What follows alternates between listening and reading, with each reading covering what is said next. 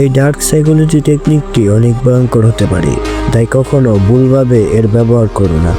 তুমি একবার ভাবো তো, যদি কেউ তোমাকে নিয়ে বিরক্ত হয়ে যায় তাহলে তুমি কিভাবে তার প্রায়োরিটি হয়ে উঠবে।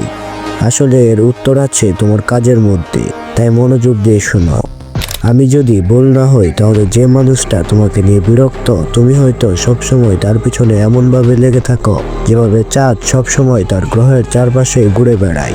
আর এটাই হলো তোমার সবথেকে বড় ভুল। তো শুনো, এত সহজে কারোর জন্য অ্যাভেলেবেল থেকো না, কারণ মানুষ ওই জিনিস সব থেকে বেশি পছন্দ করে যা পাওয়া অনেক কঠিন হয়। তো এখন তুমি যদি তার ব্লক লিস্টে নয়, তার সার্চ লিস্টে থাকতে চাও, তাহলে কি করতে হবে মনোযোগ দিয়ে শোনো। তো এতদিন যদি তুমি তার জন্য অ্যাভেলেবেল থাকো, তাহলে আজকে থেকে গোস্ট হয়ে যাও, মানে ভূত হয়ে যাও। তাকে কোনো কিছু বলা ছাড়াই একটি স্পেস তৈরি করো। তাকে না কোনো কল করো, না মেসেজ, না তার কোনো মেসেজে রিপ্লাই করো। এখন ওর মাথায় নানা প্রশ্ন ঘুরবে।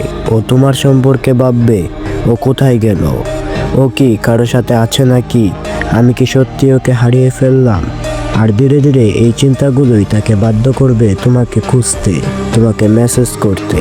আর এরপর থেকে সে আর কখনো তোমাকে ইগনোর করতে পারবে না, আর তোমার উপর বিরক্ত হবে না।